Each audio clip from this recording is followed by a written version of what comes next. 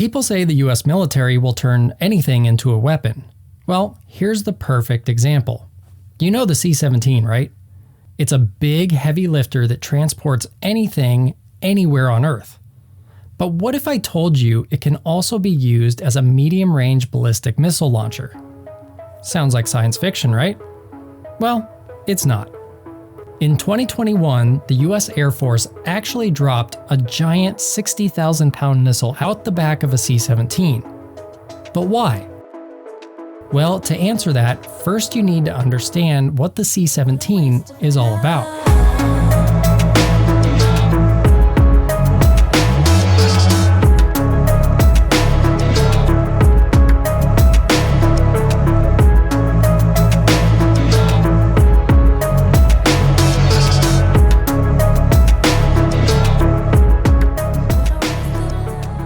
Let's start with its birth in the 1980s. McDonnell Douglas designed the C-17 to meet the US Air Force's CX requirements for a new heavy lifter. At the time, the US Air Force's cargo fleet had a gap.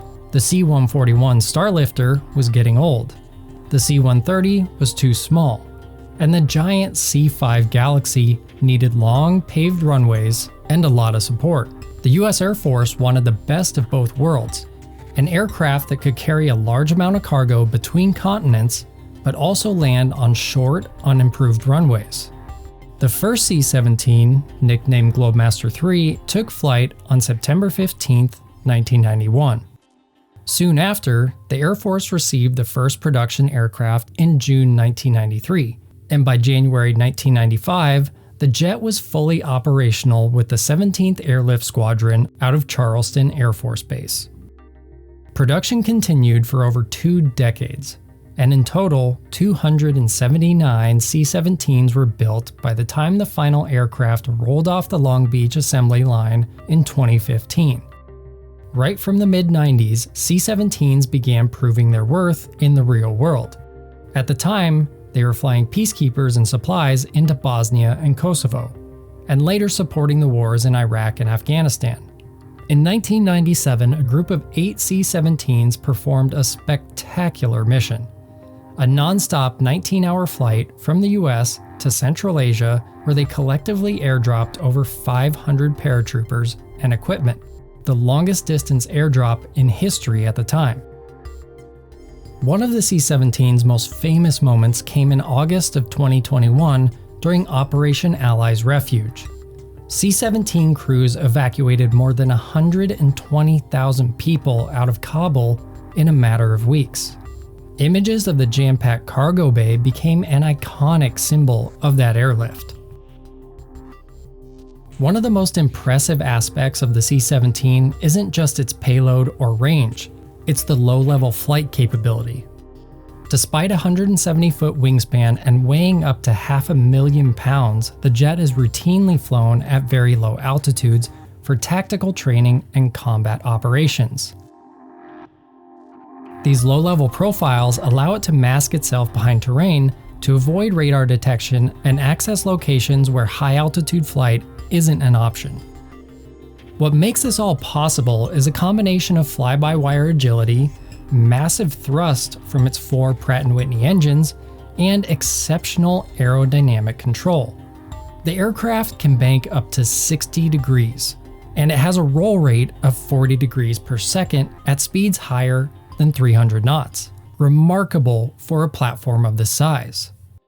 And these aren't just airshow stunts. They're part of regular visual route training missions, flown through narrow valleys, mountainous regions, and low-altitude corridors across the US and abroad. It's a level of precision flying that showcases both the capability of the aircraft and the skills of the aircrew. And when you see a C-17 carving through a canyon at speed, it redefines what you think a transport aircraft can do. It's truly incredible. So what makes this aircraft such a powerhouse? Let's dive into the technical design.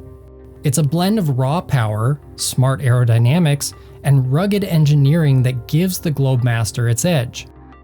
The 4 Pratt Whitney F117-PW-100 turbofan engines essentially the military version of the PW-2040 engines that are used on the Boeing 757. Each engine produces 40,440 pounds of thrust, giving the C-17 an incredible thrust-to-weight ratio for an airlifter. In fact, with all 4 engines roaring, a fully loaded C-17 can lift off in as little as 7,700 feet of runway. With lighter loads, it obviously needs far less. Once airborne, it cruises around 450 knots, or about 520 miles per hour, which is similar to a passenger jet, which means it can rapidly reposition across the globe. Nearly fully loaded and unrefueled, it can fly roughly 2,400 nautical miles, enough to cross an ocean. And with aerial refueling, its range becomes effectively unlimited, allowing non-stop intercontinental missions. What truly sets the C-17 apart is its short takeoff and landing, or STOL, performance. This jet was designed to operate from short runways with nearly any kind of surface. Thanks to those powerful engines and innovative wing design, more on that next, a C-17 can land on runways as short as 3,500 feet and only 90 feet wide. Yeah, you heard that right. A 174-foot long, 250,000-pound aircraft touching down and stopping on a runway that's shorter than what most small aircraft need. And if they land on a strip that doesn't have a taxiway or a tug around, that's okay. The C-17 can actually back itself up and turn around thanks to the thrust reversers. These are actually one of the key pieces of the C-17 that give it some of its incredible performance. They're positioned right on top of the engine to make sure they don't kick up any debris when landing on dirt runways. And there's even a really cool trick they use these for, but we'll get to that. Now let's talk about the aerodynamics and airframe. One of the first things you'll notice about the wings is they're mounted on top of the fuselage, rather than the bottom like you would normally see on a standard airliner. This was done for a couple of reasons. First, to provide good ground clearance for the engines, protecting them from debris on rough landing strips. And second, to keep the cargo deck low enough to make loading and offloading much easier. The Globemaster III's ability to fly fast and land slow comes from very clever aerodynamics. The C-17's wing uses a NASA-developed supercritical airfoil, and it's more than just a fancy name. Picture a traditional wing. As the air flows over at high subsonic speeds, shockwaves build up on the upper surface, creating drag and wasting fuel. But the supercritical wing flattens the upper surface and thickens the trailing edge. This design delays the formation of those shockwaves, allowing the C-17 to cruise faster and farther without burning through fuel like older cargo jets. Flying slow in a massive jet isn't easy, but the C-17 was built to do just that. Along the front of the wings are leading edge slats that extend forward, guiding airflow smoothly over the wing at high angles of attack and providing more lift. And on the trailing edge of the wing, you'll find double slotted flaps, big complex panels that split and extend, creating a larger surface area and redirecting airflow downward.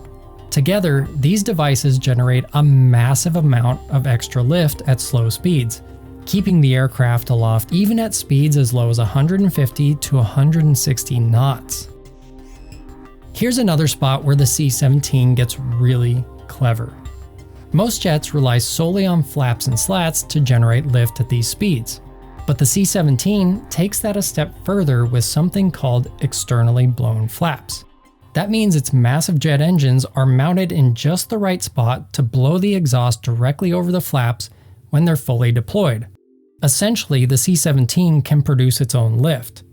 The idea came from the YC-15 testbed in the 1970s, and it worked so well that the Air Force brought it back. The result? The C-17 can safely fly approach speeds that would normally stall an aircraft of its size, touching down on short strips that feel more suited for a Cessna than a massive airlifter. Now, one of the most iconic features is the C-17's towering T-tail.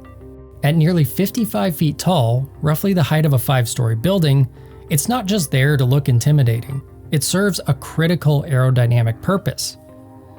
In most aircraft, the airflow off the wings, especially during steep, slow approaches, creates a turbulent wake known as wing wash.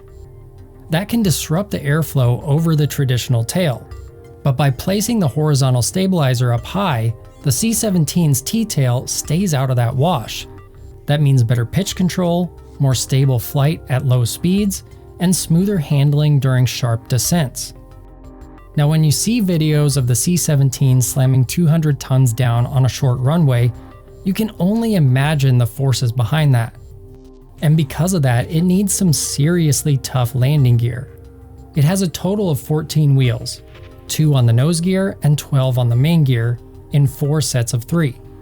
That helps distribute the weight better and gives it the ability to smoothly traverse over soft or damaged surfaces. Okay, now let's talk about the interior. The airframe itself prioritizes volume and strength over everything. The fuselage is a tubular design optimized to hold as much cargo as possible. The cargo bay is about 88 feet long, 18 feet wide, and 12.5 feet high, with a rear loading ramp that allows vehicles to drive right on. This space allows it to carry more than 170,000 pounds of cargo in one go. To put that into perspective for you, it's wide enough to fit 2 full-size F-150 Raptors parked side by side, and it's long enough to fit up to 8 of them. That's how much space we're working with. It can also carry 18 full cargo pallets, or 130,000 pounds of equipment, basically a small house worth of stuff. And for you aviation nerds out there, it's big enough to haul 1 Black Hawk helicopter, or even 2 Apaches with the rotors folded. To make it more versatile, the floor has built-in rollers that can flip up for easy loading and unloading of palletized cargo, or they can flip them down for a smooth surface for vehicles. The entire loading operation is typically handled by a single loadmaster with a handful of helpers on the ground if needed. It's really designed for efficiency. In terms of construction, the C-17 uses advanced materials to keep the weight down without sacrificing durability. The airframe is mostly high-strength aluminum alloy, but with critical parts made from composites and specialized alloys. Notably, certain pieces like the horizontal stabilizer, wing flaps, and even sections of the floor are made from composite materials.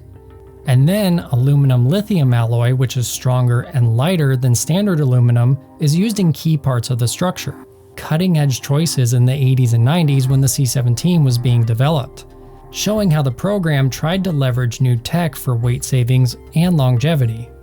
The result? A reliable workhorse that meets its goal of 92% mission availability and only needs less than 20 maintenance hours per flight hour. Stepping onto the C-17's flight deck, you might think you're in a modern airliner or even a large fighter. There aren't clusters of analog dials like older planes. The C-17 introduced a full glass cockpit with digital displays and advanced avionics. One of the greatest breakthroughs that came to the C-17 was the fly-by-wire control system. This means pilot inputs are interpreted by computers and sent to the control surfaces electronically with multiple backups thanks to being quadruple redundant. This not only saves weight with the lack of heavy mechanical linkages, but also adds safety. The computer can even prevent stalls or overly steep banks. One thing you'll hear a lot of people say is that the C-17 has a joystick like a fighter jet. Well, yes and no. It's more of a joy yoke. Instead of the traditional double-handled yoke like you would see in a 747, the C-17 has a single center-mounted stick that looks like a joystick, but it's mounted on top of a yoke column. It's a unique design that combines the familiarity of a yoke with the one-handed precision of a stick. Both the pilot and co-pilot have heads-up displays. These project critical flight info, speed, altitude, flight path, all right in front of them, which means they can fly without having to look down. And then, in the normal locations, you'll find 4 large multi-function screens that provide radar, engine data, navigation maps, and system status. Even though the C-17 is a massive aircraft, it only needs a crew of 3 to operate: pilot, co-pilot, and loadmaster. No navigator or flight engineer is needed anymore. which was a big change from older transport aircraft. The C-17's avionics were cutting edge for a military transport in the 90s. It has an integrated GPS and inertial navigation system coupled with an autopilot flight management system that can even handle the most complex approaches into runways. And to top it off, it's fully night vision goggle compatible. The instrument lighting can go dim to work with NVGs, allowing the pilots to fly blacked out into dark combat zones. The exterior lighting can also be switched into a special dark mode that allows it to be only seen through night vision goggles. While details are sensitive about defensive systems, many C-17s carry flares to help confuse missiles, and sometimes even large aircraft infrared countermeasures. The engines also have built-in infrared suppressors to cool and diffuse the heat coming out of the exhaust, which helps reduce the threat of things like heat-seeking missiles. All of these make the C-17 more survivable if it has to fly into hostile territory. However, the best defense is its performance. A C-17 on takeoff can climb fast and steep, putting it out of range of small arms or shoulder-fired missiles quickly. When landing in dangerous areas, its agility allows it to perform unusual arrival profiles, like diving steeply and corkscrewing down to minimize exposure. Now, let's get back to that clever trick I mentioned about the thrust reversers. One of the wildest things about the C-17 is how fast it can descend. Crews can actually deploy the reversers mid-air to descend extremely quickly, a trick that almost no other aircraft uses in flight. For context, a typical commercial airliner descends at around 1,500 to 2,000 feet per minute. But a C-17? It can safely descend at over 12,000 feet per minute when needed. That's more than 5 times faster. It's a tactic used for combat zones or tight airspace where the crew needs to get low, fast, without circling for their approach. The C-17 was built to be a true multi-role airlifter, combining strategic range and tactical flexibility. Its core mission is rapid global delivery of cargo and troops, but it achieves that in a remarkable variety of ways. First is strategic airlift. In the same class as big intercontinental transports, the C-17 can fly long distances with heavy loads between major bases. It often serves alongside and sometimes in place of the larger C-5 Galaxy for moving outsized cargo. If you pull up Flight Radar 24 or ADS-B, there's a good chance you'll catch more than one of them flying around the world. As I'm recording this, there are at least 12 in the air right now. Next is tactical airlift. What makes the C-17 special is that after flying a strategic leg, it can go tactical and crews can execute the assault landings that I mentioned before. In past conflicts, a large cargo jet like the C-5 would have to offload at a big, well-protected, well-maintained airbase, and smaller planes like the C-130 or even trucks would take over from there to reach the front lines. The C-17 changed that paradigm. For example, in Afghanistan in 2001 and 2002, C-17s could land directly at austere airfields in the mountains to drop off troops and equipment. And then, when there's nowhere safe to land, they'll just airdrop it. The C-17 has paratroop doors on each side and can airdrop up to 102 paratroopers in one pass. It can also drop large cargo pallets or even heavy armed vehicles on special platforms with parachutes. In total, it can airdrop up to 110,000 pounds of cargo sequentially, or a single item up to 60,000 pounds. The onboard mission computer helps calculate the computed air release point so that payloads land right on target. In March of 2003, during Operation Northern Delay, a formation of C-17s dropped 1,000 paratroopers from the 173rd Airborne Brigade into northern Iraq to open up a new front. A surprise tactic that an aircraft like a C-5 or a civilian transport simply couldn't have pulled off. And the C-17 is just as valuable in peace as it is in war because it's ideal for disaster relief. It's been used for natural disasters like the 2004 tsunami in Southeast Asia, the Haiti earthquake in 2010, and war-torn places like Gaza and Iraq. C-17s will bring in water purification systems, food, medical teams, and evacuate injured people. The Air Force often forward deploys C-17s when a crisis looms, like hurricanes, so they can quickly move in with aid. Because it can operate with minimal ground support, the C-17 can get into places where infrastructure is completely wrecked. It can also transform into a flying hospital. It has an official role as an aeromedical evacuation platform. The cargo bay has attachment points for litter stanchions, and it can support up to 36 stretcher patients and additional ambulatory patients, plus medical teams. The aircraft has built-in oxygen and electrical outlets along the wall to power medical equipment, effectively creating an ICU in the sky. During the wars in Iraq and Afghanistan, C-17s routinely flew wounded soldiers directly from the front lines to hospitals in Europe and the US, with critical care air transport teams working on patients en route. This capability to act as a flying emergency room saves lives by getting severely injured personnel to advance care far faster. And if that wasn't enough, the C-17 doesn't shy away from the extremes. It regularly flies to Antarctica as part of Operation Deep Freeze, flying from New Zealand to McMurdo Station and landing on an ice runway. On average, C-17s ferry some 2 million pounds of cargo and 2,000 personnel to and from Antarctica each year. These flights require special procedures due to the lack of traditional runways, yet the C-17 handles them reliably, even in frigid, dark conditions.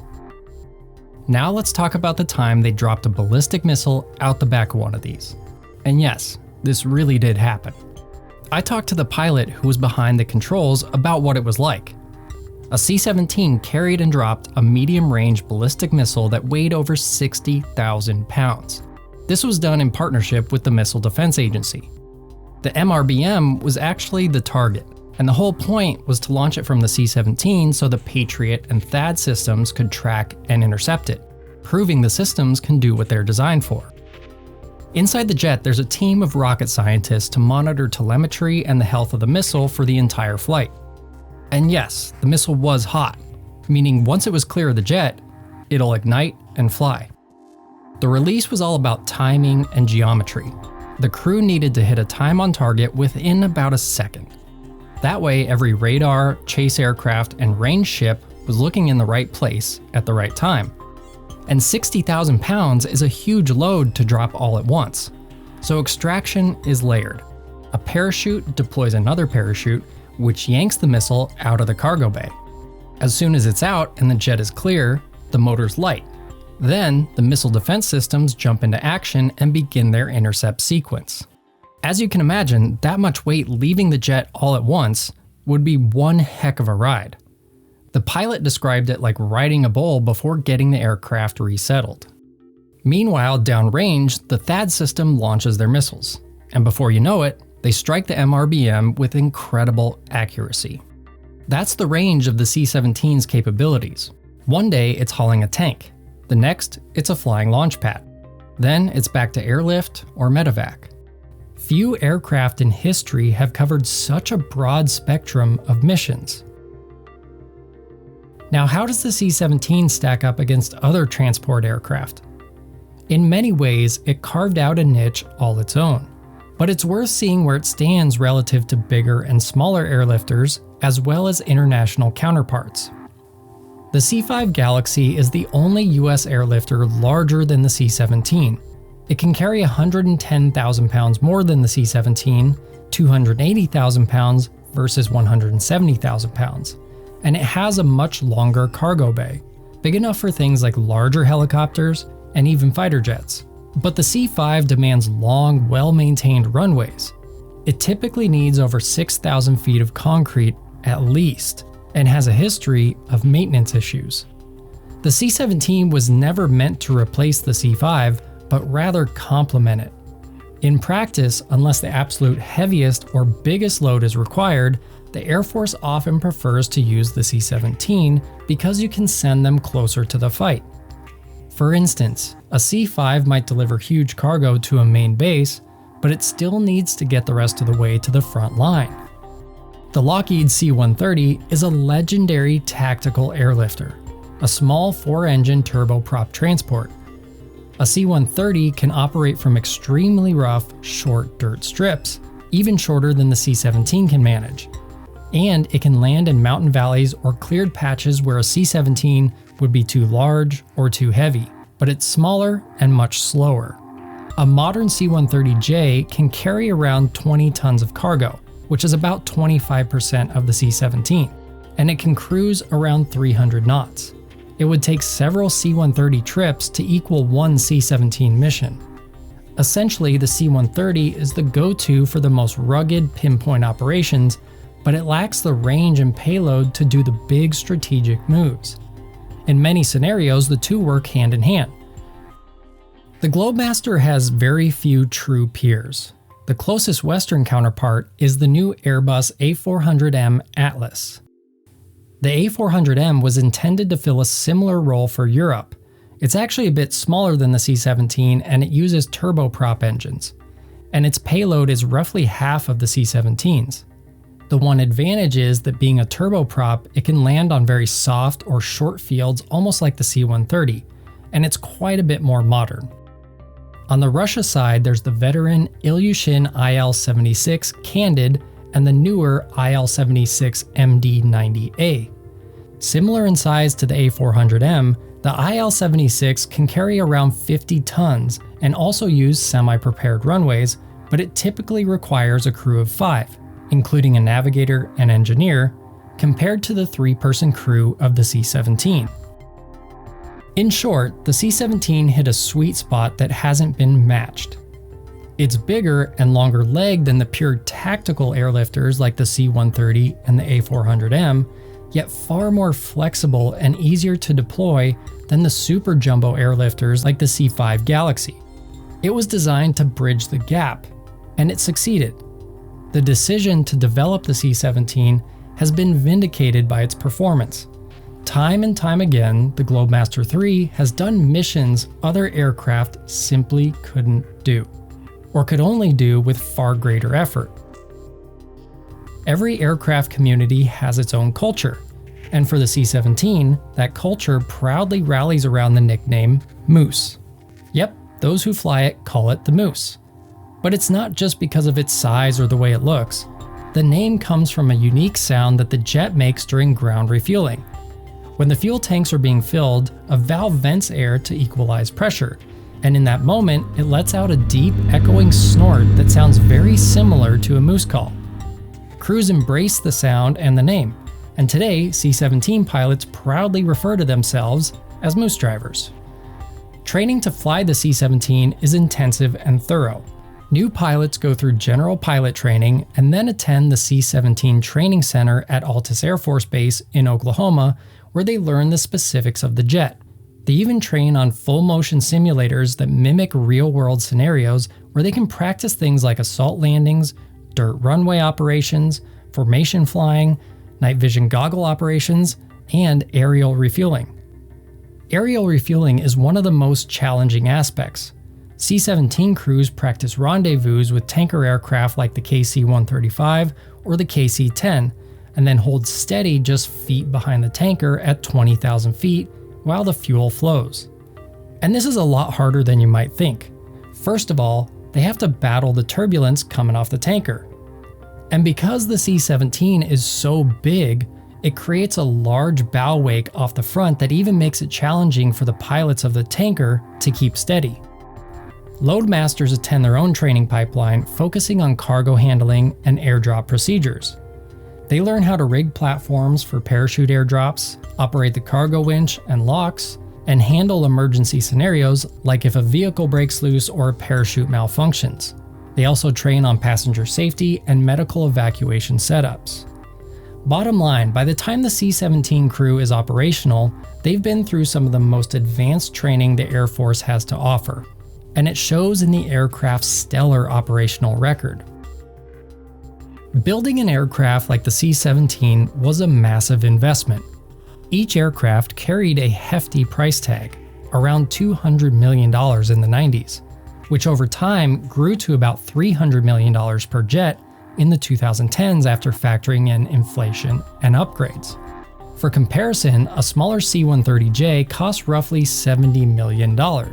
and a refurbished C-5 was just over $100 million. So the C-17 was indeed the more expensive airlifter. And operating it isn't cheap either. With 4 jet engines and a large airframe, fuel and maintenance costs per flight hour run into the tens of thousands of dollars. That said, its productivity, haul per mile, is very high.